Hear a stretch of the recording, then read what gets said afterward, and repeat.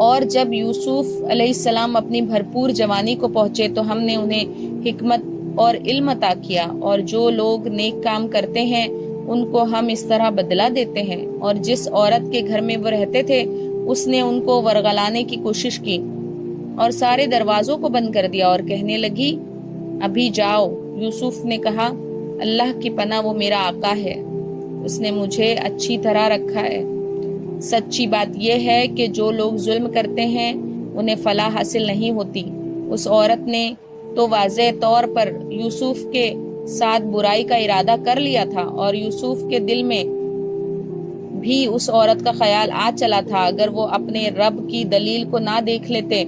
ہم نے ایسا اس لیے کیا تاکہ ان سے برائی اور بے حیائی کا رخ پھیر دے، بے شک وہ ہمارے منتخب بندوں میں سے تھے۔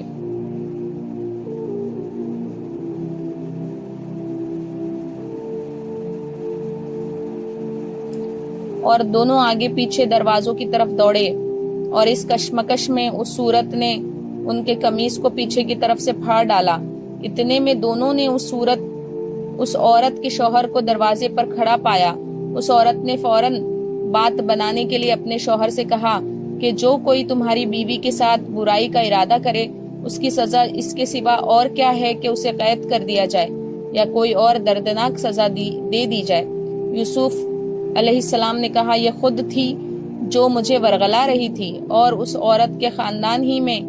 سے ایک گواہ دینے والے نے یہ گواہی دی کہ اگر یوسف کی قمیض سامنے کی طرف سے پھٹی ہو تو عورت سچ کہتی ہے اور وہ جھوٹے ہیں، اور اگر ان کی قمیض پیچھے کی طرف سے پھٹی ہو تو عورت جھوٹ بولتی ہے اور یہ سچے ہیں۔ پھر جب شوہر نے دیکھا کہ ان کی قمیض پیچھے سے پھٹی ہے تو اس نے کہا کہ یہ تم عورتوں کی مکاری ہے، واقعی تم عورتوں کی مکاری بڑی سخت ہے۔ یوسف علیہ السلام تم اس بات کا کچھ خیال نہ کرو، اور اے عورت تو اپنے گناہ کی معافی مانگ، یقینی طور پر تو ہی خطا کار تھی۔ اور شہر میں کچھ عورتیں یہ باتیں کرنے لگی کہ عزیز کی بیوی اپنے نوجوان غلام کو ورغلا رہی ہے، اس نوجوان کی محبت نے اسے فریفتہ کر دیا ہے، ہمارے خیال میں تو یقینی طور پر وہ کھلی گمراہی میں مبتلا ہے۔ چنانچہ جب اس عزیز کی بیوی نے ان عورتوں کے مکر کی